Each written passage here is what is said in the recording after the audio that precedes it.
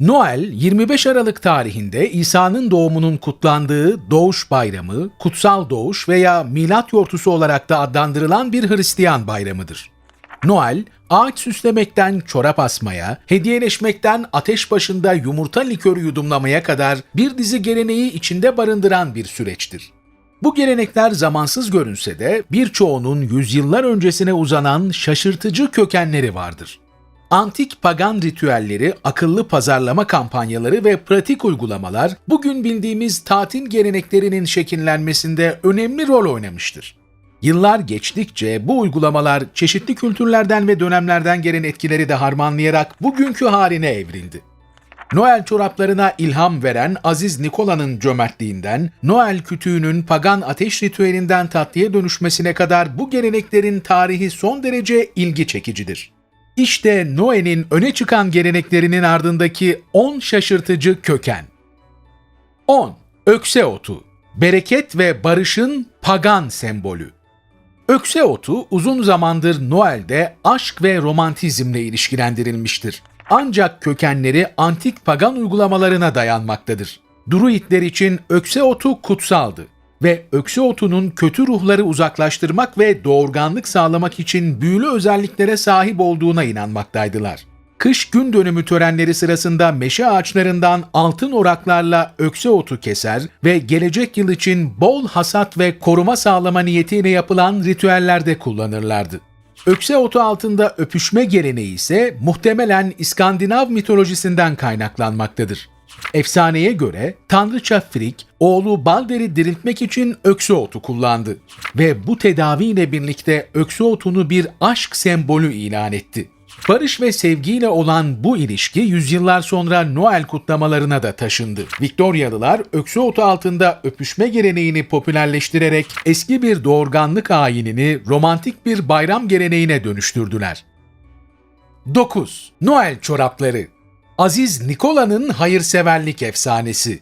Şöminenin yanına çorap asma geleneği Aziz Nikola döneminden kalma bir efsanedir.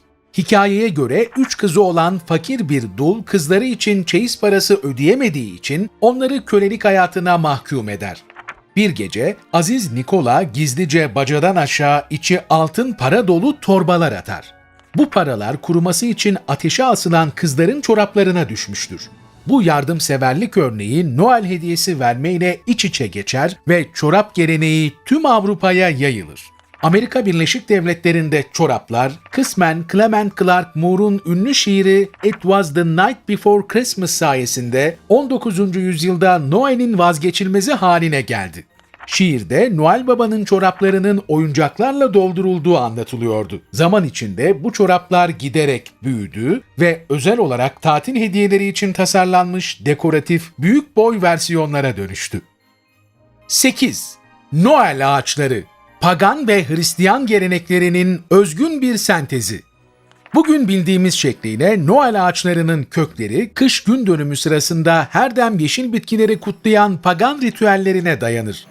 Antik Romalılar Saturnalya şenliklerinde herdem yeşil dallar kullanırlardı ve Orta Çağ'da Almanlar gün dönümü şerefine köknar ağaçlarını umut ve sonsuz yaşamın sembolü olarak süslerdi. Noel ağacının Hristiyan uyarlaması sıklıkla 16. yüzyıl Almanyasına atfedilir. Efsaneye göre Protestan reformcu Martin Luther bir köknar ağacının dalları arasından parlayan yıldızların görüntüsünden ilham almış ve bir tanesini içeriye getirip mumlarla süslemiştir. Bu gelenek Avrupa'ya yayılmış ve 19. yüzyılda İngiltere'de Kraliçe Victoria ve Prens Albert tarafından popülerleştirilmiştir. Ve Alman göçmenler bu uygulamayı Amerika'ya getirince süslenmiş Noel ağaçları tatil sezonunun kalıcı birer sembolü haline gelmiştir. 7. Eggnog. Orta Çağ içeceğinin sömürge uygulaması. Eggnog'un kökenleri sıcak sütün bira veya şarapla pıhtılaşması ve ardından baharatlar eklenmesiyle posset adı verilen bir içeceğin yapıldığı Orta Çağ Britanyası'na dayanır. Zengin aileler tariflerine sıklıkla yumurta ve krema da eklerlerdi. Ve bu da posseti özel günler için lüks bir ikram haline getirdi. İçecek Avrupalı yerleşimcilerle birlikte Atlantik'i geçtiğinde bugün bildiğimiz meşhur Eggnog'a dönüştü.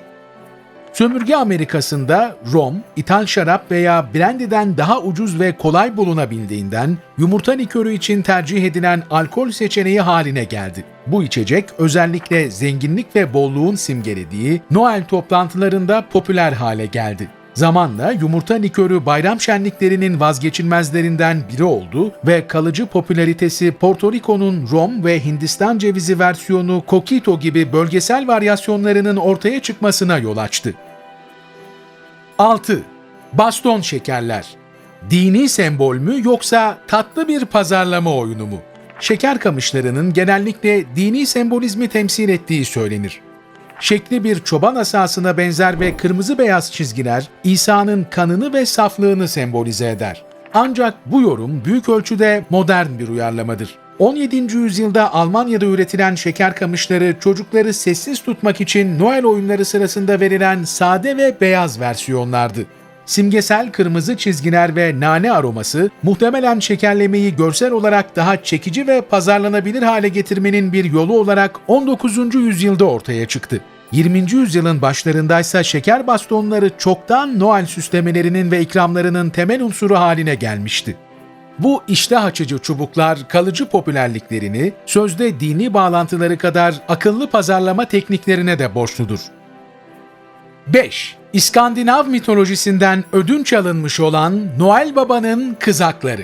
Ren geyiklerinin çektiği bir kızakla gece göğünde uçan Noel Baba imgesi kökenlerini İskandinav mitolojisine borçludur. Pagan Yule geleneğinde baş İskandinav tanrısı Odin'in kış ortasında Sleipnir adlı 8 bacaklı bir at üzerinde gökyüzünde dolaştığı söylenirdi. Çocuklar ayakkabılarının içine Sleipnir için yiyecek adakları bırakır ve karşılığında Odin onları hediyelerle ödüllendirirdi. Bu mit özellikle İskandinav geleneklerinin erken Hristiyan kutlamalarıyla harmanlandığı bölgelerde hediyeler getiren büyülü bir figür fikri için bir temel oluşturdu. Hristiyanlık Kuzey Avrupa'ya yayıldığında Odin'in imgesi Aziz Nikola'nın imgesiyle birleşerek bugün bildiğimiz Noel Baba figürüne dönüştü. Kızak ve rengeyi daha sonra Clement Clark Moore'un 1823 tarihli It Was the Night Before Christmas şiiriyle Amerikan kültüründe popüler hale geldi. Bu şiire göre Noel Baba'nın 8 rengeyi bulunmaktaydı. Kırmızı burunlu rengeyi Rudolph hikayeye çok daha sonra 1939'da Montgomery Ward'un bir pazarlama kampanyasının parçası olarak dahil oldu. Böylelikle antik mitoloji ve modern ticari hikaye anlatıcılığının bu birleşimi Noel'in en kalıcı ve büyülü sembollerinden birini yarattı. 4. Hediye paketleme. Japon geleneğinden Batı'nın temel gıdasına dönüşen bir olgu. Genellikle Batı'ya özgü bir bayram geleneği olarak görülen hediye paketlemenin kökeni Antik Asya'ya dayanmaktadır. Japonya'da hediyeleri furoshiki bezlerine sarmak hem pratik hem de semboliktir ve kökleri 8. yüzyıla kadar uzanır. Bu sayede hediye korunurken kişisel bir dokunuş da eklenmiş olur. Benzer şekilde geçmişte Çin'de de önemli günlerde hediyeleri sarmak için genellikle ipek bezler kullanılır ve aynı zamanda bir saygı göstergesi olan bu bez ambalajların şans getirdiğine de inanılırdı.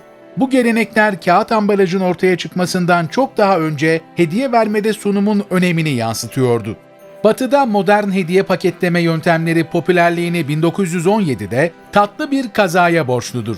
Hallmark'ın kurucuları Joyce ve Rolly Hall, Noel sezonunda geleneksel kağıt mendilleri tükenince çözümü bunların yerine dekoratif Fransız zarf astar kağıdı satmakta buldu.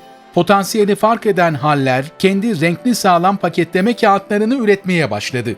20. yüzyılın ortalarına gelindiğinde ise bu yöntem canlı tasarımlar, kurdeleler ve fiyonklarla daha da ileri evrelere taşınmış ve Noel hediye sunumlarının vazgeçilmezlerinden oluvermişti. Günümüzde hediye paket ve ambalajları milyarlarca dolarlık bir endüstriye dönüşse de yeniden kullanılabilir bezler gibi çevre bilincine sahip alternatifler unutulan gelenekleri yeniden canlandırıyor.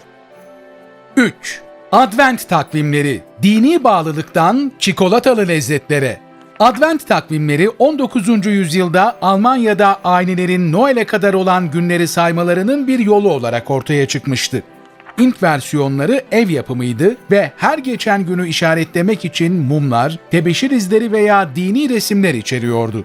1908'de Alman bir matbaacı olan Gerhard Lang, İncil ayetlerini veya şenlikli resimleri ortaya çıkarmak için açılan küçük kapılarla tamamlanan ve ilk kez ticari olarak üretilen Advent takvimini yarattı. Bu ilk takvim, Advent mevsimi boyunca dini düşünceyi ve beklentiyi vurguluyordu. Modern çikolata dolu Advent takvimi ise üreticilerin çocuklara hitap etmeye çalışmasıyla 20. yüzyılın ortalarında ortaya çıktı. Cadbury gibi İngiliz ve Amerikan şirketleri her kapının arkasında minik çikolatalar bulunan takvimleri seri olarak üretmeye başladı ve bu geleneği manevi yönü oldukça güçlü bir yetiştirme metodundan ticari bir noktaya taşıdı. Günümüzde Advent takvimleri çikolatanın ötesine geçerek minyatür oyuncaklardan lüks güzellik ürünlerine kadar her şeyi meraklılarına sunmakta. Bu dönüşüm süreci bizlere söz konusu geleneğin dini kökenlerinden tatil sezonunun eğlenceli ve bir o kadar da ticari bir parçasına nasıl evrildiğini gösteriyor. 2. Noel kartları. Victoria dönemi yeniliği. Noel kart geleneği, tatil tebriklerini göndermenin daha kolay bir yolunu bulmak isteyen İngiliz memur Sir Henry Cole sayesinde 1843'te başladı. Cole, şenlikli bir aile sahnesi ve size mutlu Noeller ve mutlu yıllar mesajı içeren ilk ticari Noel kartını sipariş etti. Bu kartlar uzun el yazısı mektuplara gerek kalmadan tatil dileklerini iletmenin moda yolu olarak Victoria döneminin üst sınıfı arasında hızla yayıldı. İngiltere'deki penny post gibi uygun fiyatlı posta pullarının icadı, kartların daha geniş kitlelere ulaşmasını sağladı ve bu trend kısa sürede Avrupa'ya ve Amerika Birleşik Devletleri'ne yayıldı. 20. yüzyılın başlarında Hallmark gibi şirketler renkli ve dekoratif Noel kartları üreterek bu kartları tatil sezonunun vazgeçilmezi haline getirdi.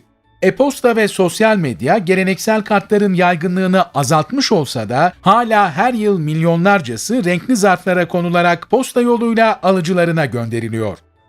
Ve 1. Noel kütüğü. Pagan ateş ritüelinden tatlıya. Noel kütüğü geleneğinin kökleri pagan kış ortası kutlamalarının merkezi olma özelliğini taşıyan antik İskandinavya'ya dayanır. Bu geleneğe göre aileler büyükçe bir kütük seçer, oymalar veya kurdelelerle süsler ve İskandinav tanrılarını onurlandırmak için kış gün dönümü sırasında ocakta yakarlardı. Bu ateş yılın en karanlık günlerinde sıcaklığı, korumayı ve güneşin dönüşünü sembolize ediyordu. Noel kütüğünün külleri genellikle gelecek yıl için iyi şans getirmesi ve kötü ruhları uzaklaştırması için tılsım olarak saklanırdı. Hristiyanlık yayıldıkça Noel kütüğü, özellikle Kuzey Avrupa'da karanlığın üstesinden gelen ışığın bir sembolü olarak Noel geleneklerine dahil edildi. 19. yüzyılda Fransız pasta şefleri geleneği bir kütüğe benzeyecek şekilde yuvarlanan ve kabuğu taklit edecek şekilde kremayla süslenen bir sünger kek olan bûche de Noël'e dönüştürdüler. Noel kütüğünün bu yenilebilir versiyonu, eski gelenekleri modern bayram kutlamalarıyla harmanlayan popüler bir Noel tatlısı haline geldi. Bugün Noel kütüğü hem dekoratif bir sembol hem lezzetli bir ikram olarak varlığını sürdürüyor ve zengin tarihini farklı bir şekilde de olsa yaşatmaya devam ediyor. Noel geleneklerinin ardındaki bu büyüleyici hikayeler geçmişin izlerini günümüze taşıyor ve kutlamalara anlam katıyor. Eğer bu tür ilginç ve şaşırtıcı içeriklerden daha fazlasını keşfetmek istiyorsanız Merak Listesi kanalımıza abone olmayı unutmayın. Bir sonraki keşfimizde görüşmek üzere, mutlu ve keyifli bir Noel geçirmeniz dileğiyle.